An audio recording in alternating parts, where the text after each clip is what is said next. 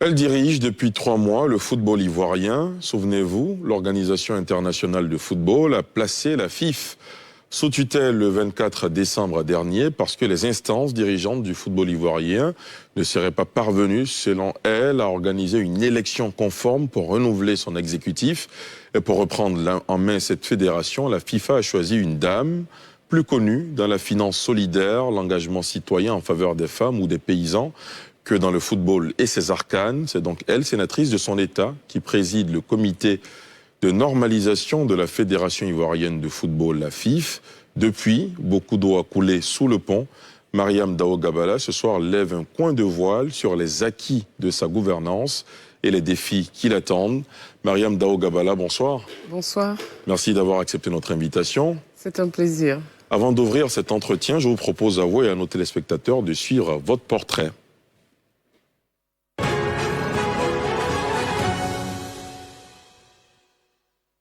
Mariam Dao Gabala a été nommée par la FIFA, Fédération internationale de football association, le 14 janvier 2021 à la tête du comité de normalisation de la FIF, Fédération ivoirienne de football. Femme d'affaires, bien connue dans le milieu du financement, cette diplômée de la prestigieuse École supérieure de commerce d'Abidjan, ESK, de l'Institut national polytechnique Félix Houphouët-Boigny, née le 3 mars 1960, mariée et mère de 5 enfants, a été durant une vingtaine d'années directrice régionale pour l'Afrique de l'Ouest d'une organisation de développement de la finance. À ce poste, elle a travaillé à soutenir la croissance et le financement des institutions de microfinance, des industries, des PME socialement responsables, des coopératives en milieu rural et des groupements de femmes. De 1960 à 1993, elle a été consultante internationale avec la Banque africaine de développement, le Bureau international du travail et la Banque mondiale dans les domaines de l'entrepreneuriat féminin, de l'accès des femmes rurales au financement et du financement des PME. Femme de médiation, habituée au redressement d'entreprises et d'organisations internationales, elle a supervisé pour le compte de l'État ivoirien le redressement de l'UNACOPEPSI. Mariam Dao Gabala est une activiste majeure en Côte d'Ivoire et dans la sous-région de la société civile. Elle est membre de plusieurs associations, entre autres le WANEP, West Africa Network for Peace Building, la coalition des femmes leaders de Côte d'Ivoire qu'elle préside. À la tâche pour le redressement du football ivoirien depuis quelques mois, la sénatrice insiste depuis le début qu'elle mènera sa mission en toute transparence. Elle l'a réitéré mardi dernier en face de ses mandants que sont les patrons de la FIFA et de la CAF en visite sur les bords de la lagune Ébrié. Deuxième figure féminine à la tribune de Sans réserve, Mariam Dao Gabala répondra-t-elle sans réserve aux interrogations? Alors, c'est la première question. Est-ce que vous répondrez à toutes nos questions sans réserve? Sans réserve. Mariam Dao Gabala, en tout cas, merci d'être la deuxième femme qui passe à cette émission. Cette semaine, Abidjan a accueilli les présidents de la FIFA et de la CAF qui se sont longuement exprimés face à la presse africaine et ivoirienne. Quel bilan faites-vous de ce passage à Abidjan des plus hautes autorités du football mondial et continental? Je pense que le premier bilan que je puisse tirer, c'est que la Côte d'Ivoire est un pays important dans l'environnement du football. Ils n'ont pas cessé de le dire. La Côte d'Ivoire doit retrouver sa place dans le concert des nations pour le football. Et ce n'est pas seulement la Côte d'Ivoire, mais l'Afrique fait confiance à la Côte d'Ivoire pour propulser le football ivoirien et africain au sommet. Ça, c'est vraiment la première des leçons que je tire. Et recevoir ici, sur place, les deux présidents de la CAF et de la FIFA, c'est une première. Avoir choisi Abidjan démontre de l'intérêt que la CAF et la FIFA portent sur la fédération. La deuxième, c'est qu'ils ont choisi la capitale de la Côte d'Ivoire pour annoncer une nouvelle importante. Celle de ce que le football scolaire va être mis en lumière.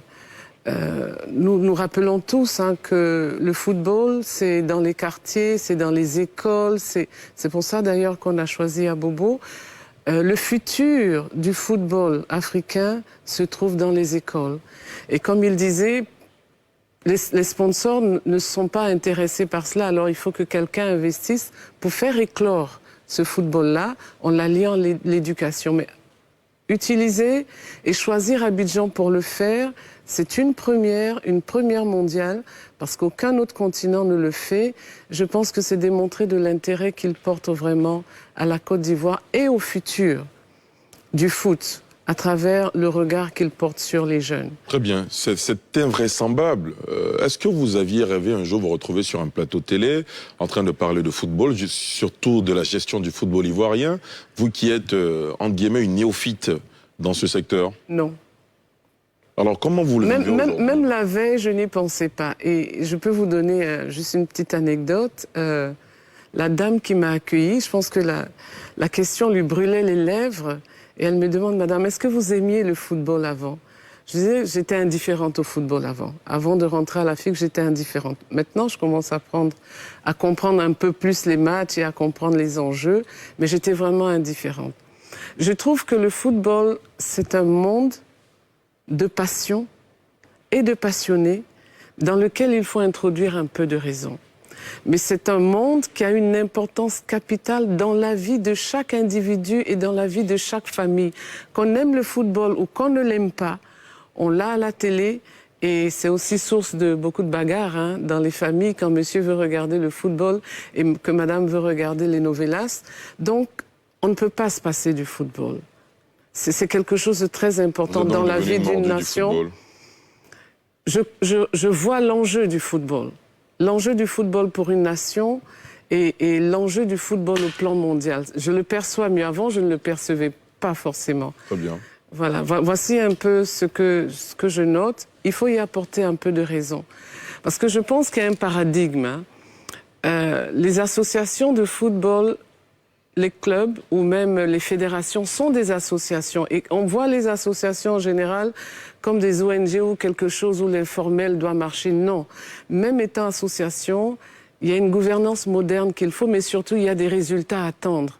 Donc ça veut dire, ça a été ce que j'ai fait pendant 20 ans. Montrer qu'on peut avoir des résultats dans le développement, on peut mettre de la raison, du management, du modernisme dans le management d'une entité, d'une ONG, etc. Et on peut réussir. Donc je pense que c'est... Ce que j'ai noté quand je suis rentrée, c'est un peu ce changement de paradigme qu'il faut. Très bien. Alors, vous avez été placé à la tête du CONOR FIF pour une raison bien précise, organiser des élections qui conduiront au choix du prochain président de la FIF. Vous êtes en place depuis 3 mois aujourd'hui. Si vous devez faire un bilan, ce serait lequel? Est-ce que vous avez l'impression d'être sur la bonne voie? Oui, parce que ceux qui m'ont confié ce mandat à Abidjan ont trouvé que le travail avait été excellent. Alors, ils vous l'ont dit là récemment? Oui, ils l'ont même répété devant le chef de l'État. Je pense qu'ils nous ont même dit que le CNFIF, la normalisation de Côte d'Ivoire, va devenir une référence. Pourquoi? Pour les autres normalisations, je pense que c'est par rapport aux résultats qu'on a donnés. Quels sont ces résultats? Je voudrais corriger quelque chose d'abord. Ce n'est pas seulement la révision des statuts. Il y a d'abord la gestion de la FIF. Et dans la gestion de la FIF, quand vous prenez une organisation comme la FIF, vous regardez quel est son cœur de métier. Et son cœur de métier, c'est d'abord le foot. Et c'est pour cela que nous avons relancé les championnats. Parce qu'il fallait remettre de l'énergie dans tout l'environnement, dans toute l'économie du foot, que les clubs recommencent à fonctionner, que les jeunes recommencent à s'entraîner. Et c'est pour ça qu'on l'a mis d'abord. Donc la première des missions, c'était de gérer la FIF. Donc ça, c'est très important. Et quand on dit gérer la FIF, ça veut dire aussi mettre en place des structures de management qui sont conformes par rapport à la vision de modernisation que soutient, escompté par la FIF et par la CAF. Ensuite, vient la révision des statuts. Et évidemment, dans la révision des statuts, nous avons démarré. Quand vous révisez des statuts, vous devez d'abord prendre les statuts, voir s'ils sont conformes à ceux de la CAF, à ceux de la FIFA, à ceux des pairs. Ils le sont ou pas? Pas totalement, c'est pour ça qu'on va devoir remodeler un peu. Mais mieux, aujourd'hui, nous sommes dans la phase où nous avons demandé à tous les acteurs quels sont les points dans les statuts que vous voulez voir abordés. Parce que les statuts, c'est vrai des textes, mais les statuts, c'est aussi un esprit qui conduit ces textes-là. Parce que s'il n'y a pas un esprit qui conduit ces textes, ils sont vains à la première difficulté, ça devient, je vais dire, un drame. Donc nous sommes en bonne voie, et nous sommes même en bonne voie pour faire l'adoption des textes en octobre, les élections en novembre, en décembre, la passation de service. Vous l'affirmez solennellement sur ce plateau, vous prenez rendez-vous avec les Ivoiriens pour ces 3 dates indiquées. Oui. À la fin de l'année, on connaîtra le nouveau président de la FIF. Exactement. Très bien, on vous prendra au mot. D'ici là, on espère que les choses vont se passer comme vous le souhaitez. Alors, quel est aujourd'hui le bilan du championnat après sa relance? Je dirais, la première des choses, c'est que au niveau de la Ligue 1, le championnat a repris. On va être à la 11e journée bientôt. Donc on a... Vous êtes satisfaite de la reprise? Très satisfaite, très satisfaite. Et disons que le championnat gagne en intensité. Les premiers matchs, sincèrement, quand je les regardais, ils étaient très moroses. Mais maintenant, il y a de la vie. Et je pense que le championnat gagne en intensité et on offre du beau football à ceux qui ont acheté d'ailleurs les droits télé et aux téléspectateurs. Justement, en parlant de droits télé, première question, pourquoi le championnat n'est pas retransmis sur la chaîne nationale? Parce que c'est tout simplement une question de droit. Regardez, même en France, l'année dernière, TF1, qui est la chaîne nationale, ne pouvait pas diffuser parce qu'elle n'avait pas acquis les droits. Il se trouve que pour la Côte d'Ivoire, les droits ont été concédés à Canal. Et Canal a exigé à utiliser l'exclusivité de ses droits. Donc, on ne peut pas lui en vouloir d'exiger l'exclusivité de ses droits. C'est bien mentionné dans les contrats. Les années précédentes... Vous n'aviez pas le pouvoir d'apporter un avenant au contrat pour permettre à la télévision nationale, qui touche gratuitement tous les Ivoiriens, de pouvoir suivre ce championnat-là? On n'avait aucun pouvoir là-dessus, parce que c'est quelque chose qui a été signé depuis... On était à la dernière version.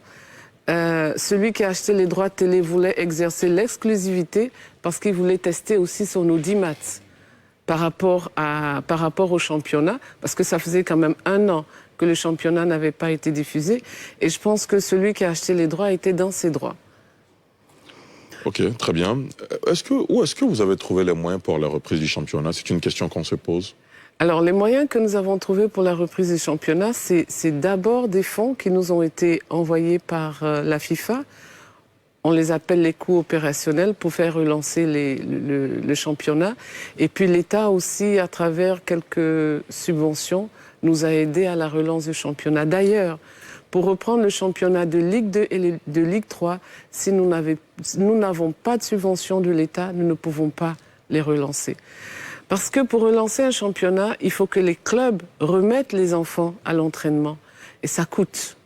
Donc il faut ramener un peu de flux financier dans les clubs pour qu'ils puissent recommencer les entraînements et nous offrir un très bon football. C'est pour cela que des clubs ont reçu un chèque de 4 millions, pour certains?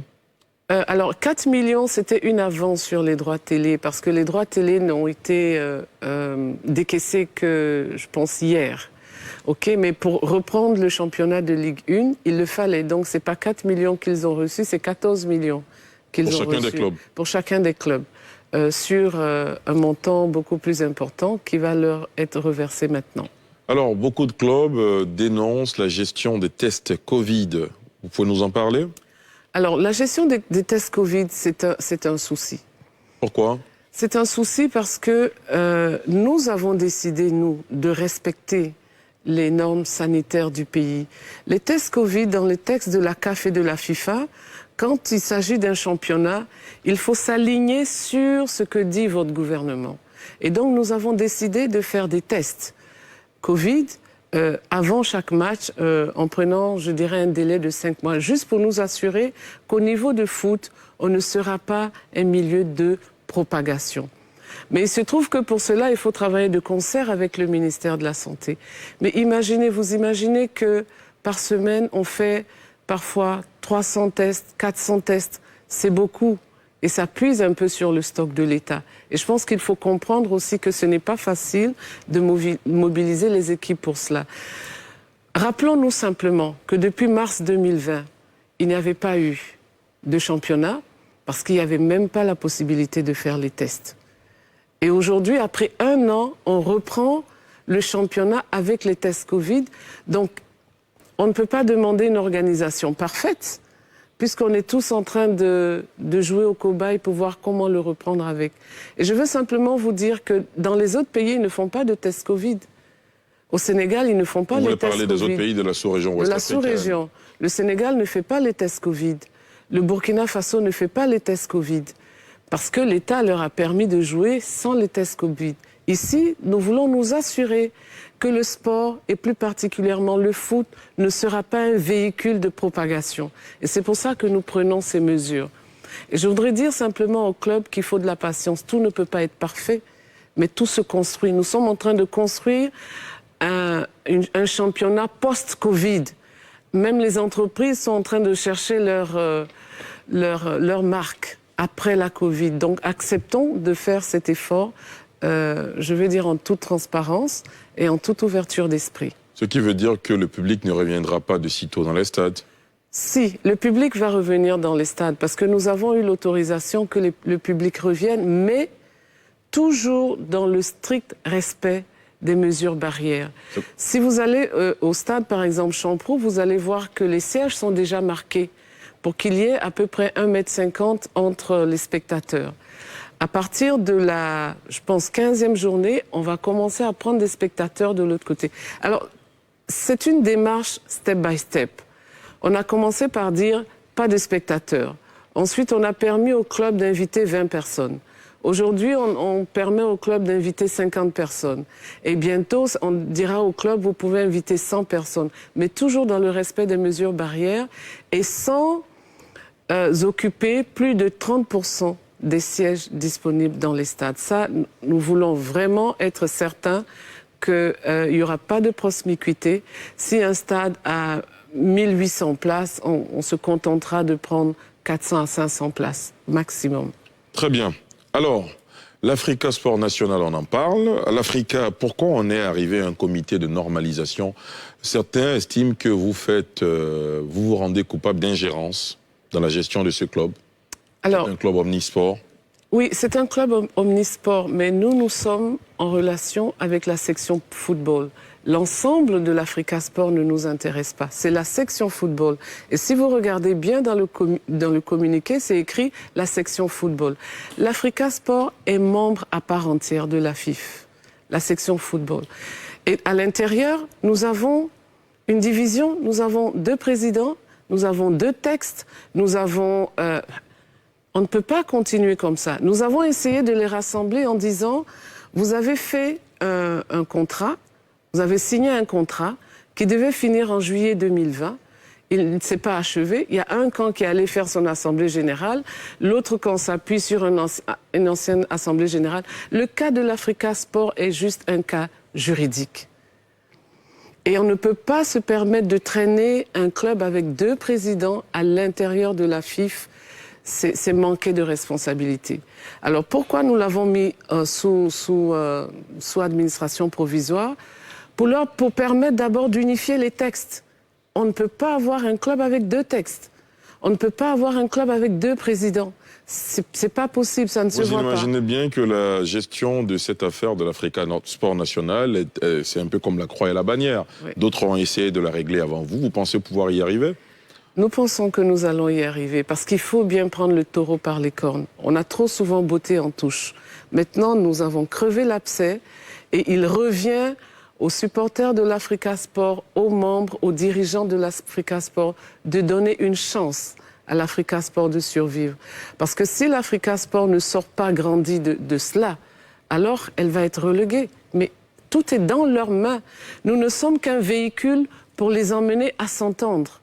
Qui va voter les textes de l'Africa Sport? Ce n'est pas le comité de normalisation. Vous êtes sûr que le CONOR FIF n'a pas fait son choix? Non, entre les 2 camps de l'Africa? Non, c'est parce qu'on n'a pas fait de choix qu'on va ouvrir des élections. Les élections seront ouvertes, elles seront transparentes. Et c'est même les supporters de l'Africa, les membres, qui vont se mettre ensemble pour réorganiser le club.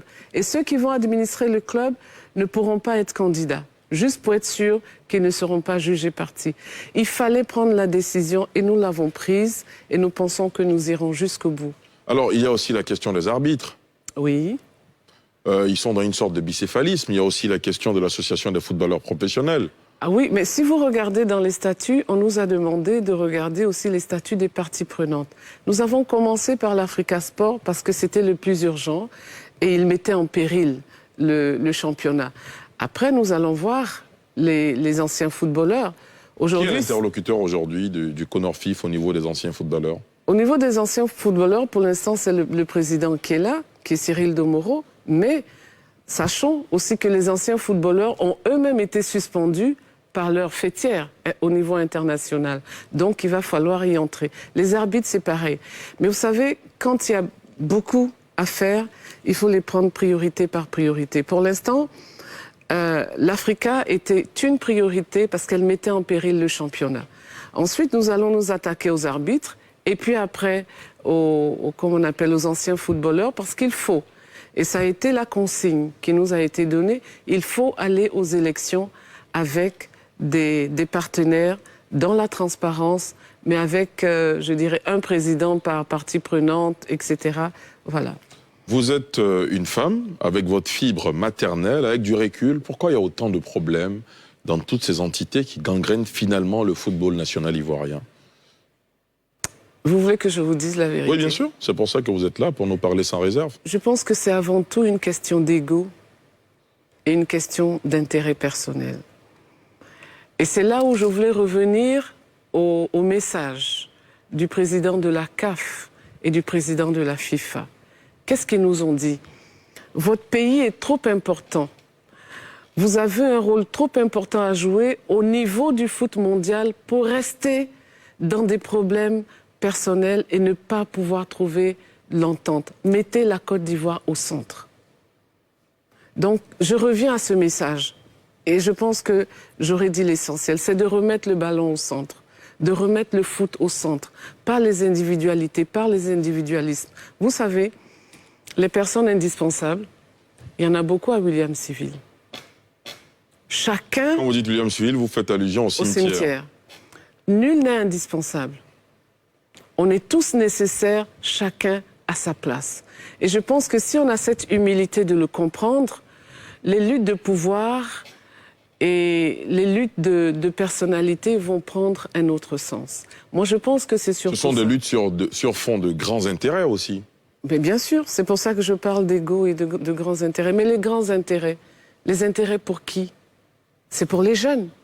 Les intérêts pour qui? Pour offrir un meilleur football. Les intérêts pour qui?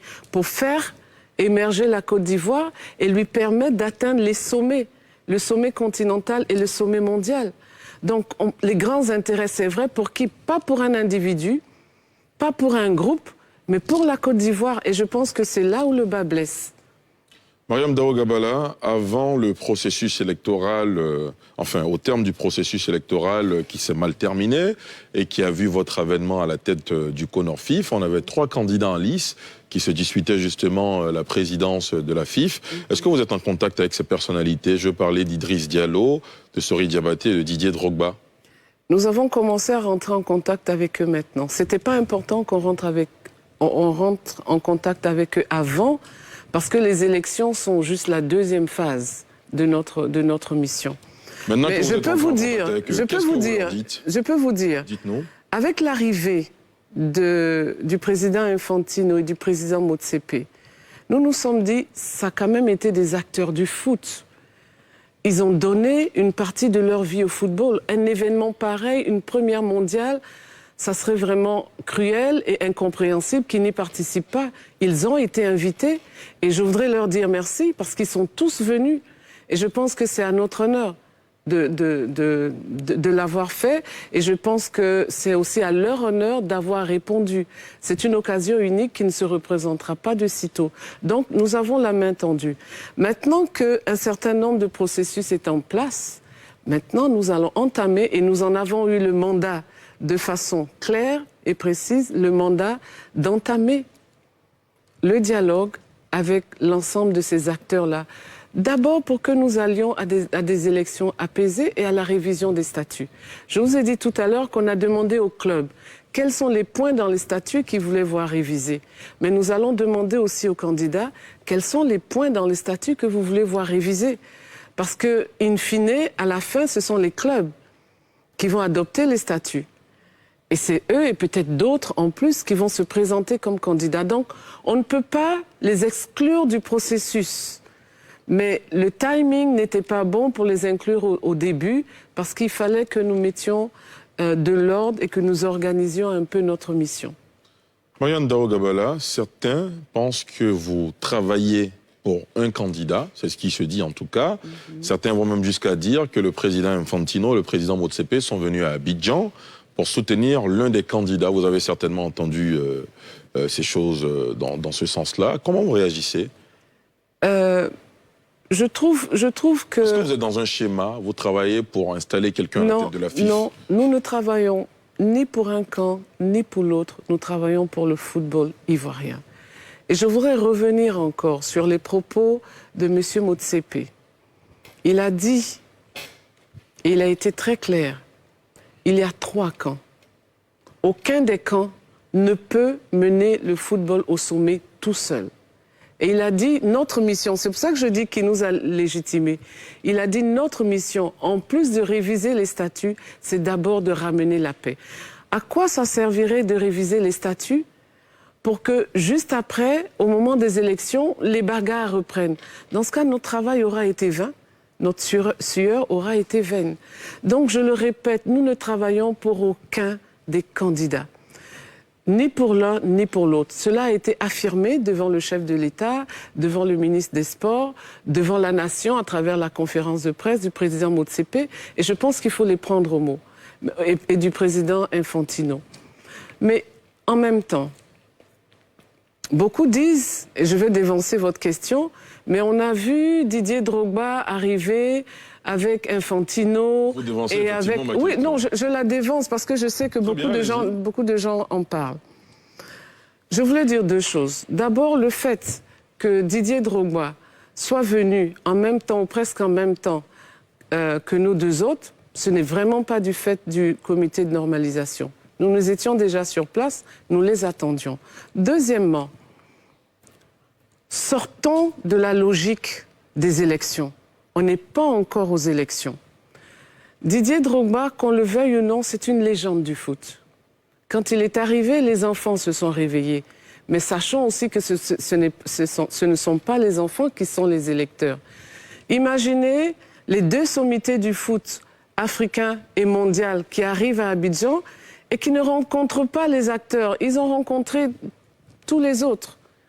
Ils ont salué tous les autres. Donc, sortons du schéma des élections. On n'est pas encore dans les élections. La campagne n'est pas ouverte. Et ce n'est pas les enfants qui vont élire Didier Drogba ou Sori Diabaté ou Idriss Diallo. Ce n'est pas les enfants qui vont élire. Donc, sortons du schéma, soyons constructifs et puis avançons. Alors, pendant un moment, une affaire d'audit de l'ancien comité exécutif de la FIF a fait les choux gras des médias. Aujourd'hui, où on en est avec cette affaire? L'audit est en cours. Alors, je voudrais dire tout simplement, quand vous prenez une maison, vous faites l'état des lieux. Donc, ce n'est pas un audit contre quelqu'un, c'est un audit qui fait l'état des lieux. Mais on a eu l'impression que l'audit était fait pour jeter l'opprobre sur l'ancien comité exécutif. On ne l'a jamais dit parce qu'on n'a jamais apporté un élément de l'audit quelconque. On n'en a même pas encore le rapport. Et je pense que les journaux ont essayé de faire monter la mayonnaise. Mais j'ai toujours dit que notre interlocuteur, en tant que comité de normalisation, ce n'est pas les journalistes. C'est d'abord les clubs. Mais cet audit, c'était nécessaire. Vous venez, vous prenez en main une maison qui a des difficultés de trésorerie. Et vous n'allez pas faire l'audit, mais mieux, pour dire que ce n'est pas un audit contre un individu ou contre un groupe, l'audit que nous avons demandé, il commence en 2019. Et c'est en 2019, c'est les derniers états financiers qui ont été adoptés par les clubs. Beaucoup nous ont dit, mais repartez jusqu'en 2012 parce que c'est là-bas que les problèmes ont commencé. Ce n'est pas notre mandat d'aller jusqu'à 2012. Notre mandat, c'est de voir s'il y a un problème structurel au niveau de la FIF et d'essayer d'y apporter un remède. Donc nous allons démarrer en 2019. Et le résultat de l'audit, c'est pas contre quelqu'un, c'est pour construire une FIF qui soit, comme diraient les Anglais, sustainable, c'est-à-dire solide et qui traverse le temps, quels que soient les présidents qui sont là. Et je voudrais le réaffirmer, notre audit n'est pas contre un individu, notre audit n'est pas contre un groupe, notre audit, c'est pour faire l'état des lieux et c'est pour bâtir une meilleure structure financière de la FIF pour que ces problèmes récurrents de difficultés de trésorerie, on n'en rencontre plus. Très bien. Mariam Dao Gabala, est-ce que vous êtes prête à répondre aux questions de nos téléspectateurs, de nos internautes? Oui. Très bien.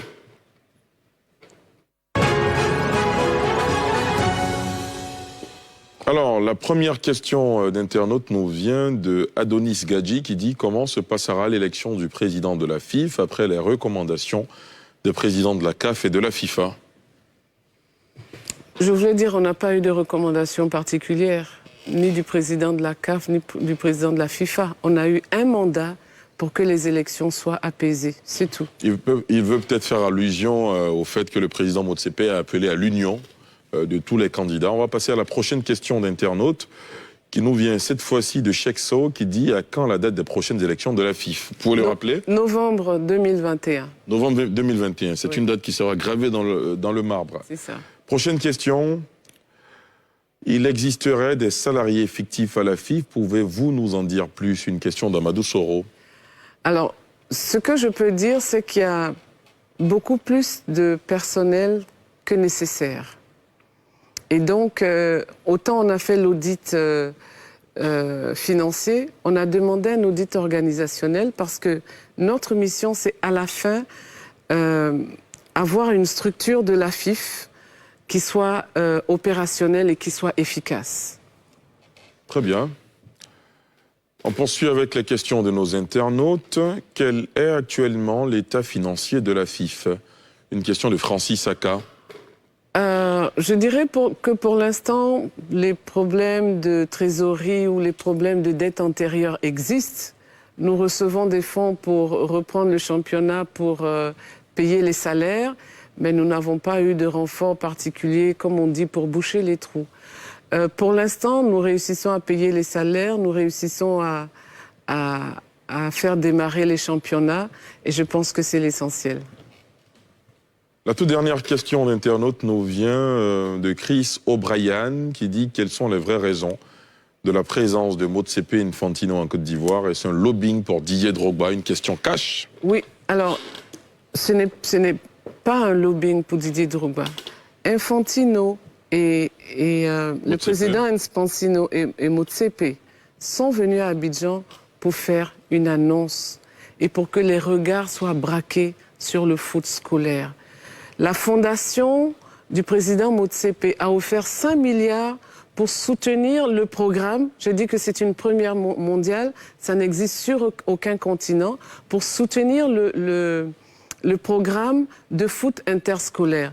Dans leur idée, c'est il faut commencer à créer le panafricanisme à travers le sport et à travers l'école. Alors imaginez que l'équipe interscolaire de Côte d'Ivoire soit formée par un jeune de Guibérois, un autre de Tanda, un autre de entre 12 et 14 ans, qui vont prendre l'avion pour la première fois, qui vont se retrouver en Éthiopie pour jouer ce championnat interafricain, qui vont rencontrer d'autres enfants là-bas. C'est ça qui était le plus important.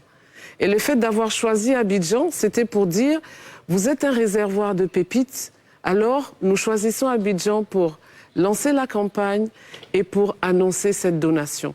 Mais c'était en même temps un appel aussi au secteur privé de dire il y a des secteurs dans le foot et dans l'éducation qui ne sont pas vus par les sponsors parce qu'ils n'ont aucun intérêt. Alors c'est nous, en tant qu'Africains, en tant que personnes ayant des fondations ou ayant réussi à se construire une vie, c'est à nous de redonner à l'Afrique ce que nous avons reçu. Et ça a été son message. Et il le dit, lui, il vient des townships, et il dit qu'il doit tout à l'Afrique.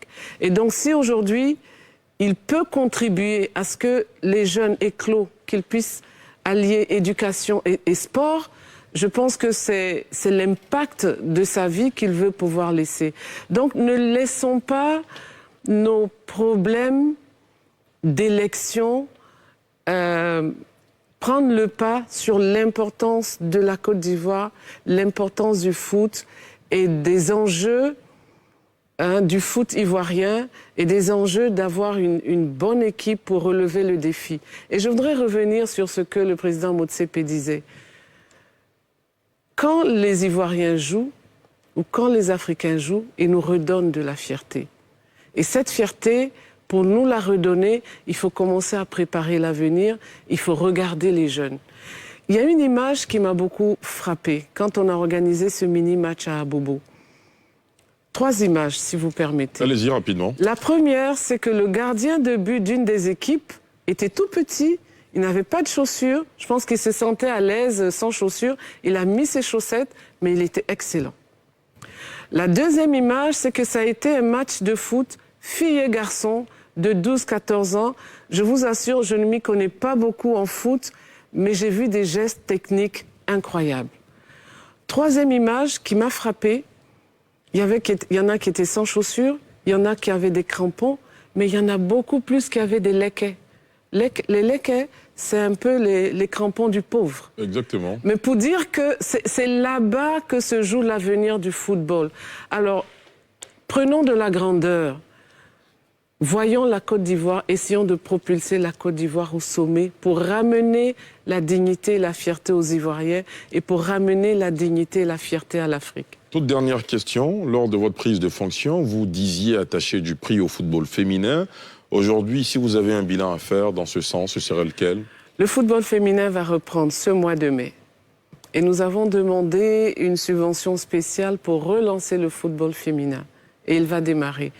Et nous avons même commencé, si vous allez dans nos stades, pendant les matchs, ce sont les jeunes filles de football féminin qui jouent un peu le rôle d'hôtesse, avec beaucoup de rigueur pour que les spectateurs respectent les mesures barrières. Mais mieux, nous allons accueillir au mois de juillet le championnat régional de foot féminin, à la mi-juillet. C'est dire que le foot féminin, à mon avis, c'est l'espoir du foot, d'une façon générale. Mariam Dao Gabala, est-ce que vous avez le sentiment d'avoir répondu à toutes nos questions sans réserve?